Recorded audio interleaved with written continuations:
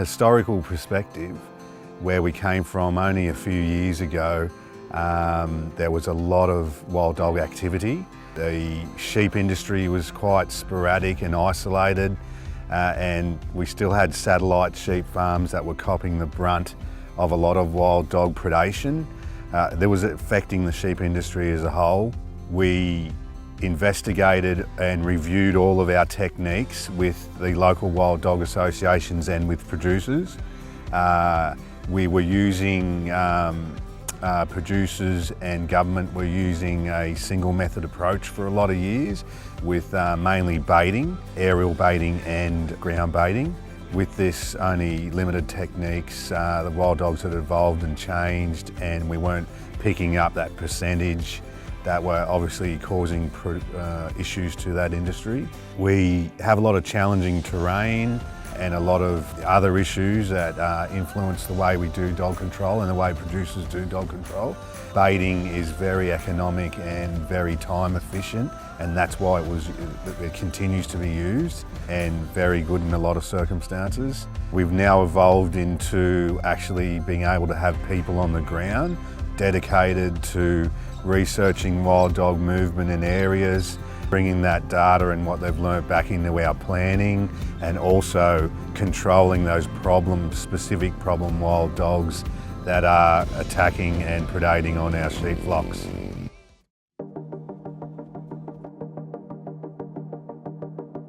But we were sort of pretty well getting a dog attack every 6 to 8 weeks, and that was consistent until the dog was eradicated. So trying to build sheep numbers and trying to be diverse on a farm was proving to be very difficult because we just couldn't keep the numbers, and we couldn't buy them to have them killed, and keeping the replacement females coming along all the time, we couldn't actually breed enough females to keep those replacements coming. No worries. I know that there's been a history of aerial baiting here and ground baiting, a lot of ground baiting. What about the trapping? Has that seemed to work for you as well, having the professional wild dog controllers here? The trapping here has been unbelievable. The program that's been kicked off 2 years ago, it has been a real saviour here.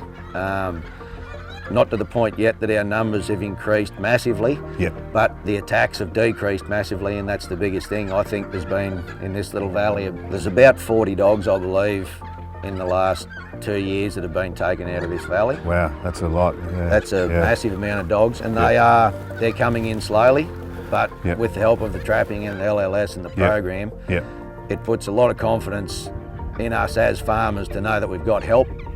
It's only a phone call away, and the results that we're getting are massive and they're accurate, and it really makes you feel like it's worthwhile doing. The professional wild dog controller program commenced over 2 years ago. We were fortunate to get some great industry sponsors and some public land managers on board as well. It's rather than nil tenure, it's a cross tenure program where we can access and follow dogs into every part of their habitat across the landscape. It doesn't replace, but it complements our already strong ground baiting and aerial baiting techniques. How producers get in touch with the trapper and with the program is by joining their local wild dog associations, is by doing some committed wild dog work and showing some commitment to wild dog work in the first place, and they can receive assistance from this program. It is of great benefit. We have seen some great results in the last 2 years with over 300 wild dogs being removed from the upper hunter, some problem old dogs as well. We call them the professional wild dog controllers, and leading on from previously just dog trappers, because the guides that we have are actually right across the whole suite of techniques. They are really good dog trappers. They use their own dogs. They do a lot of firearms work as well, so they're not just trappers, they do the whole thing. They bait as well. But one thing I wanted to talk about is the use of technology. Is what has netted them some great success lately, especially with targeting problem dogs problem killing dogs in sheep herds, is the use of thermal technology with their surveillance and in their firearms, in their rifle scopes. and that has been a game changer, being able to be out that night and actually wait in sheep flocks, on sheep camps, and wait for the killing dogs to come in, specifically targeting those dogs and resolving a lot of long-standing issues that have been with us for a long time.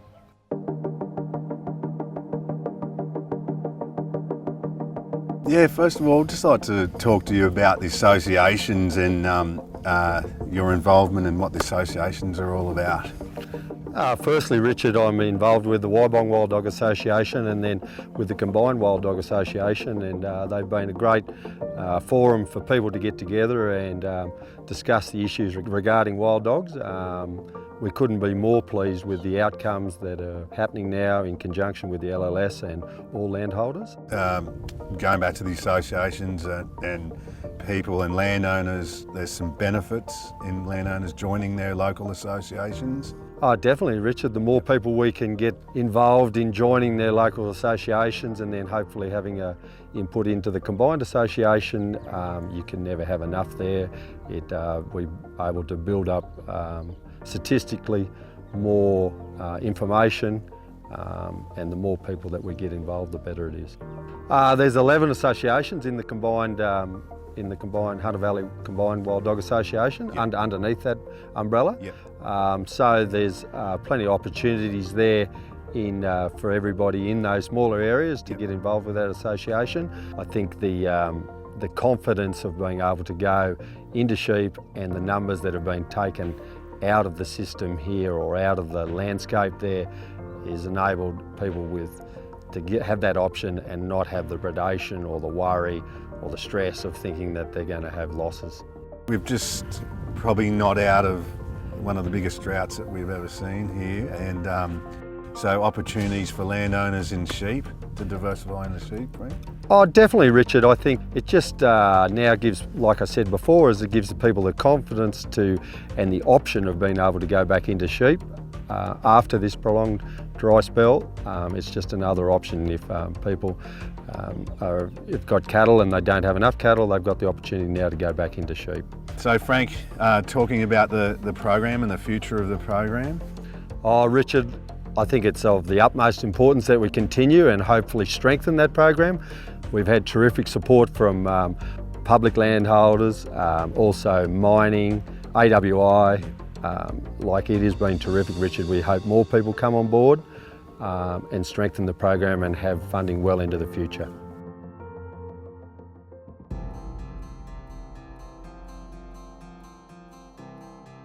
G'day, I'm Penny Evans from Hunter LLS, and we're up here at Stewart's Brook today on Argyle, talking to Tim Booth, one of our professional wild dog controllers, all about the program, its importance to our region, and also what Tim's role is in helping our local landholders combat wild dogs in this region. So Tim, I guess to start with, tell us a little bit about what your job is. Okay, so I'm basically a full-time contractor for the Hunter local lands. And basically job entails trapping wild dogs, shooting wild dogs. We've been using thermal lately, which has been working great, especially on sheep attacked areas, and yeah, that was about it. So you can be involved in sort of, I guess, two sorts of programs, which can be the strategic ones looking at where wild dog activity may be or where we might have had some reports of wild dog activity, but also reactive programs. What's the difference between those two types? Yeah, so if we're talking about strategic stuff, that's basically going in trying to knock numbers back to stop, obviously, overpopulation of the dogs. And then the predation side of things is, where you go in and you actually target specific dogs that are doing the damage to the sheep or the livestock, whatever it may be, if it's sheep or cattle or horses. Yeah. So if a landholder or a sheep producer has had an attack on their dogs recently, they can report it, and a trapper like yourself or a controller like yourself can come out onto the place. Yes, that's correct. Yeah, we just basically go out and do two control measures. One's doing the trapping. If it's easy enough, you'll get out there and you'll find quick dog sign and you'll basically set traps straight away. And the next one is basically you get in there with our thermal gear and that now, so makes life a lot easier. You can get the job done and dusted pretty quick normally. So. For our customers out there who don't understand how it works, how do you tell where a dog's been? I mean, obviously if there's been an attack, it's a pretty evident situation, but how out here in these thousands of acres, in this woody country, how do you find where the dogs? Yeah, I rely a hell of a lot on my dogs. yeah, basically they tell me everything. And you know, you've got to have a fair bit of trust in them too, because a lot of the times, you know, gone out to a job and you've sort of thought to yourself, well, no, that's not right, and the dogs are always right. So you know, it's basically relying on them. Obviously, you'll get your visual sign, like if you see dog scats and things like that, or dog tracks and things like that. But mainly, yeah, I'm relying on my dogs to tell me what's going on. So.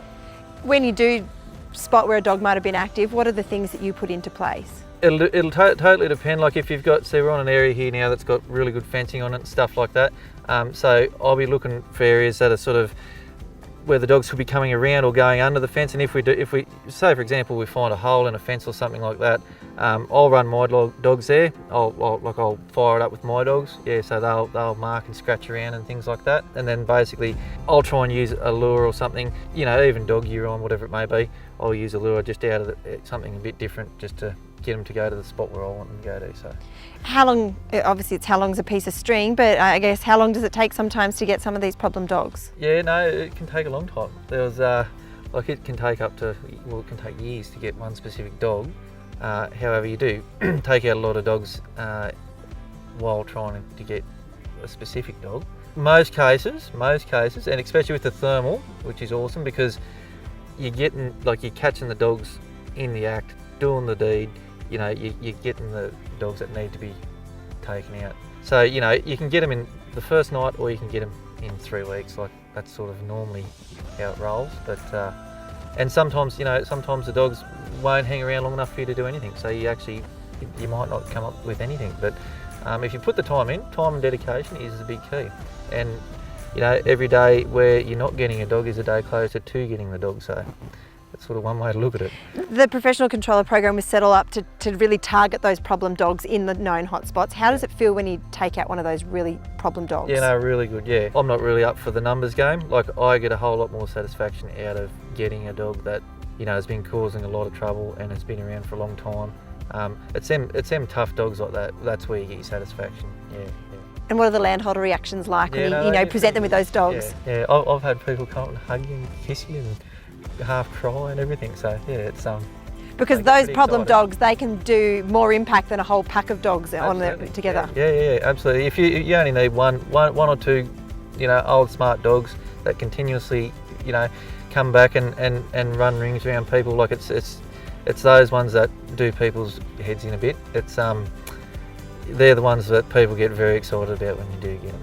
Because that's, I guess, the inception behind this whole program, was removing those problem dogs which were inhibiting the sheep industry in this region. They were affecting producers' confidence, and also they were also escaping and evading other known control measures like baiting programs that were already in place. Yep. When it comes down to these bad problem dogs, and it's been great because we have had the opportunity to take out a lot of those. Some obviously quicker than others. Use every tool that you've got. However, when it comes to predation side of things, this is just my personal opinion. I think that, you know, the use of the thermal gear that we've got now should be used straight away, and then try your trapping and then your other measures after that. Just because you can really target those specific dogs, yeah, and you can get a quick result, and it works out better and cheaper for everyone. Explain how the thermal gear works. It's basically you camping out in the paddock overnight waiting for an attack. Yeah, pretty much. Yeah, you sort of, like, the farmers have also got to be a little bit proactive in this. If they can certainly run their own cameras, if they can do a bit of groundwork before you get there. There's some people that I'm working with, you know, who I know I've worked with in the past down here and back up home. They run their cameras all year round. You can turn up there, they can say, you know, the dog's been coming in here, we've seen this dog, there's only one, he's been killing sheep in this paddock.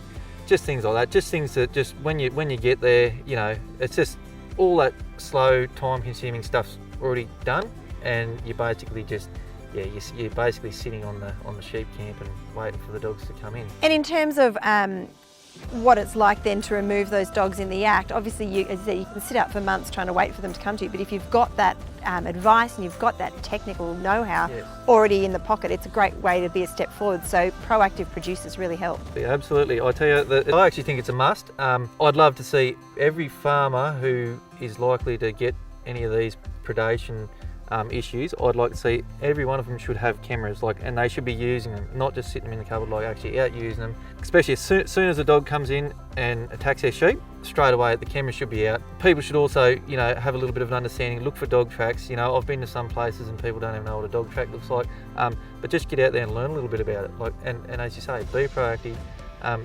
It cuts down the time and money for everyone.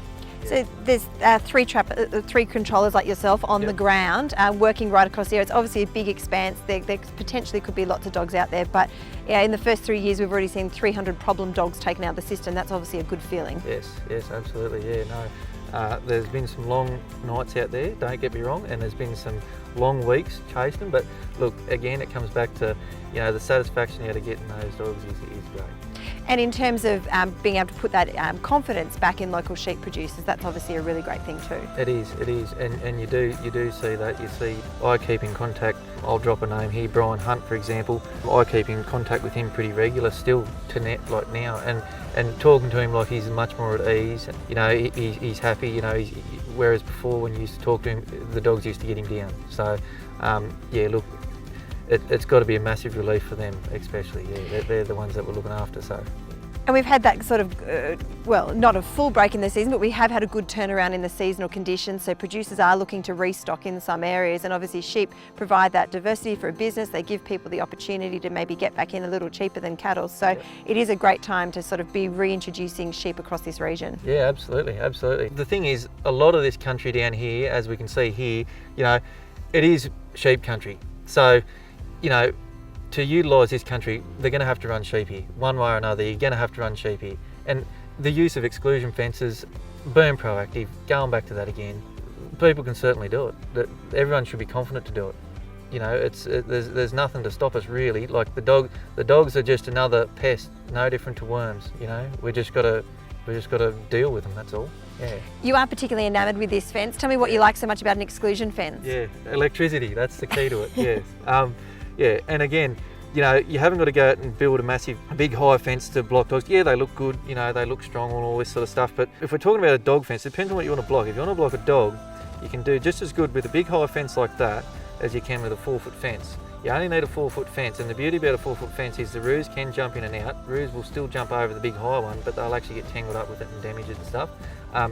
So if you do just a normal 4-foot fence and you have electricity in it, this polydropper one that we're looking at here, it's interesting and it seems to be working very well. But in most cases, a 4-foot fence just with netting on it with a hot wire with standoffs, that's basically getting closer to being a dog-proof fence.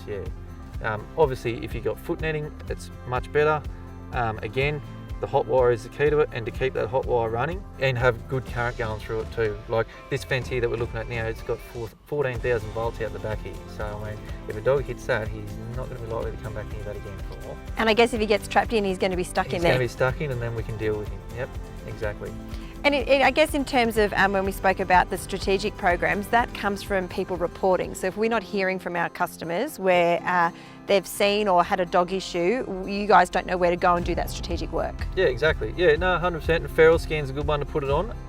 Immediate contact with the local lands is what everyone should be doing. As soon as if they get a sheep attack, make the phone call, put it on FeralScan straight away. If we get the phone call from from the local lands to say, we've got this job out there, we should be able to ring them, the farmer, then and say, what time how old are the kills look? Does it look early morning? Is it still fresh when you found the kill? Is it do you think it was killed later that night?